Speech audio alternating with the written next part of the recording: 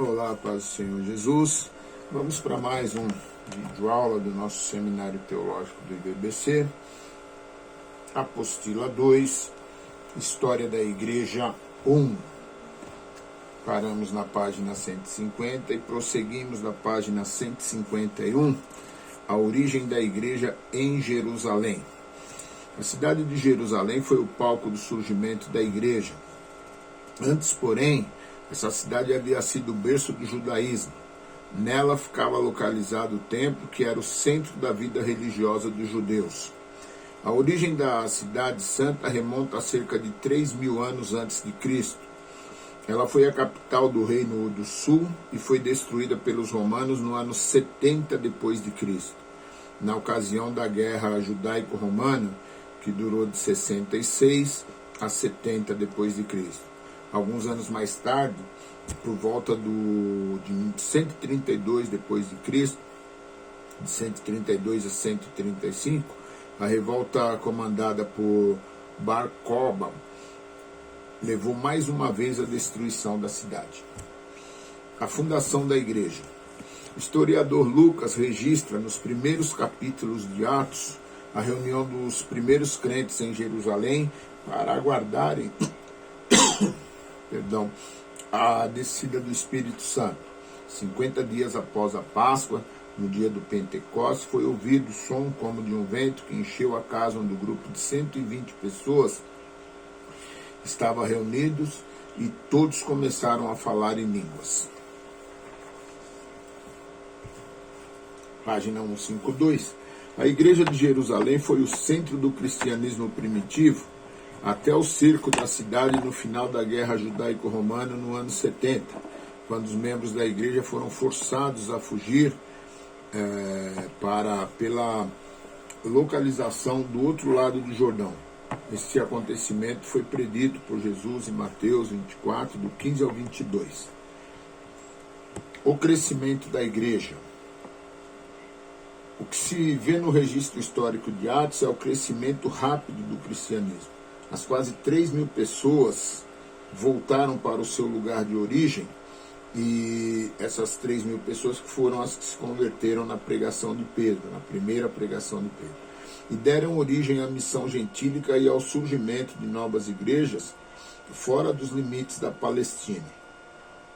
Mas o que está em foco pelo autor e historiador sagrado é o surgimento e desenvolvimento do cristianismo em Jerusalém, e a partir daí se observa o seu crescimento. Expansão da igreja. Um outro diácono desse grupo de 7, Filipe, entra em cena no lugar de Estevão.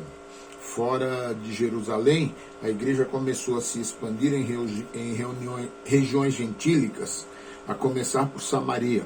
Com a perseguição após a morte de Estevão, muitos cristãos partiram para a Judéia e Samaria, onde pregaram a palavra.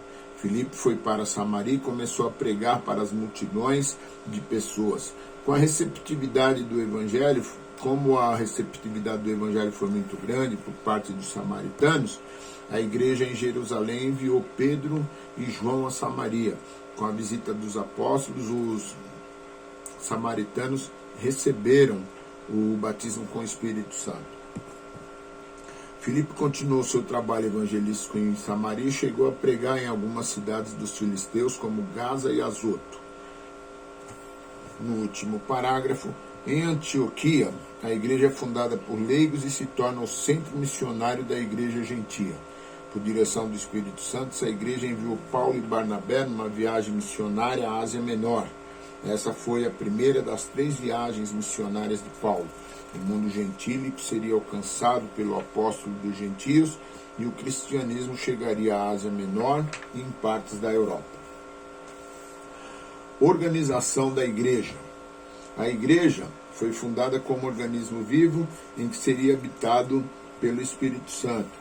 Mas esse corpo, com o seu desenvolvimento, teria a necessidade de ser organizado como uma instituição também humana, como se vê em Atos 6:1. O livro de Atos e as epístolas descrevem uma igreja no processo de formação e amadurecimento, com liderança e ministérios, como demonstram os textos de Atos 42 e também alguns outros, inclusive 1 Pedro 5, do 1 ao 5. Os cultos da igreja, bem como seus serviços, eram realizados no primeiro dia da semana. As ordenanças foram cumpridas desde o começo da história da igreja. O governo da igreja primitiva. A liderança da igreja foi inicialmente escolhida por Jesus ao discipular 12 homens e posteriormente com o Espírito Santo, separando homens para exercerem funções específicas em Atos. As igrejas eram presididas por presbíteros que eram eleitos após a oração, jejum e orientação do Espírito Santo. Os diáconos também ocupavam uma posição de destaque na igreja, mas eram subordinados aos presbíteros. Suas qualificações exigidas eram praticamente as mesmas dos presbíteros, como se vê em 1 Timóteo 3, do 8 ao 13. Os diáconos exerciam uma função administrativa na igreja, eles cuidavam dos aspectos físicos e financeiros da igreja, bem como do serviço social. Além dos presbíteros e diáconos, que eram oficiais escolhidos pela igreja, havia também as pessoas como profetas, evangelistas, pastores e mestres, além de apóstolos que tinham dons especiais concedidos pelo Espírito Santo, que tinham a responsabilidade com a proclamação e o ensino da palavra. Ordenanças. As duas ordenanças da igreja primitiva eram o batismo e a ceia, que foram instituídos por Jesus. A imersão pode parecer a forma comum de batismo no primeiro século, mas de acordo com o Didaquê, ensino dos 12 apóstolos, o batismo podia ser administrado com água na cabeça se não houvesse água suficiente para o batismo para a imersão. Há indício de que a igreja batizava por imersão até o IV século. O batismo simbolizava a morte do batizando para o mundo e a nova vida com Cristo. O culto. O culto cristão primitivo era constituído da leitura das Escrituras, pregação, orações e hinos. Os cultos eram realizados nas casas dos irmãos e essa prática da reunião nos lares perdurou até a época de Constantino, quando alguns templos começaram a ser construídos para os propósitos do culto. O culto constava de duas partes. Na primeira parte faziam orações, cantavam hinos, liam e explicavam as Escrituras. E nessa primeira parte qualquer visitante tinha acesso. Na segunda parte do culto, da celebração da ceia do Senhor, que era o momento mais importante do culto, somente os batizados podiam participar. Página 156, Apóstolo Paulo, vida e obra. Paulo foi apóstolo e instrumento de Deus, que Deus usou para levar o Evangelho por vários lugares do mundo gentil. Após sua conversão e batismo, que deve ter sido por volta do ano 35, passou os 3 anos seguintes pregando em Jerusalém. A vida de Paulo. A primeira referência bíblica sobre Paulo aparece em Atos 8:1, quando ainda Saulo estava no apedrejamento de Estevão. Saulo era um nome hebraico, ele nasceu em Tarso, na principal cidade da Cilícia, na parte oriental da Ásia Menor. Saulo era da tribo de Benjamim, membro do partido dos fariseus e cidadão romano. Seu pai havia sido fariseu e o criara segundo o judaísmo mais estrito. Saulo estudou com o famoso rabino Gamaliel, que era neto de um dos maiores rabinos judeus. E como ele não faz referência a uma esposa em suas epístolas, e o celibato era algo raro entre os judeus, pode-se inferir que ele fora casado, já que era membro do Sinédrio. Viagens missionárias de Paulo. Paulo realizou 3 grandes viagens missionárias que teve Antioquia como ponto de partida. Nessas viagens, Paulo teve como primeiro companheiro a Barnabé e posteriormente outros se tornaram seus companheiros como Marcos, Silas, Lucas e Timóteo. A estratégia missionária de Paulo incluía sinagogas como centros de pregação e grandes metrópoles onde fundava e organizava igrejas. Em algumas ocasiões, enquanto pregava ao povo, trabalhava na sua profissão de construtor de tendas para se manter. Geralmente ele ficava o tempo necessário em certa cidade, até que ficasse convicto de que poderia partir para outro local e regiões não alcançadas. Em Corinto ele ficou cerca de 2 anos e em Tessalônica por volta de 3 semanas. Primeira viagem missionária consta em Atos 13:1 e até o 14:28. Segunda viagem missionária consta em Atos 15:36 e 18:21. E a terceira viagem missionária consta em Atos 18, 23 e 21:16.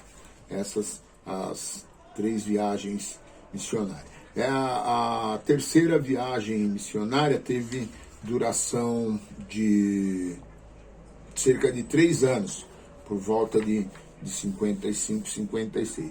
E a última viagem de Paulo, ela já não em missão, mas ele já estava sendo preso e não voltou de Roma. Viagem para Roma, que está em Atos 27:1 ao 28:15, a última das viagens. O livro de Atos termina de forma abrupta, como o que se subentende que Lucas pretendia escrever um outro volume.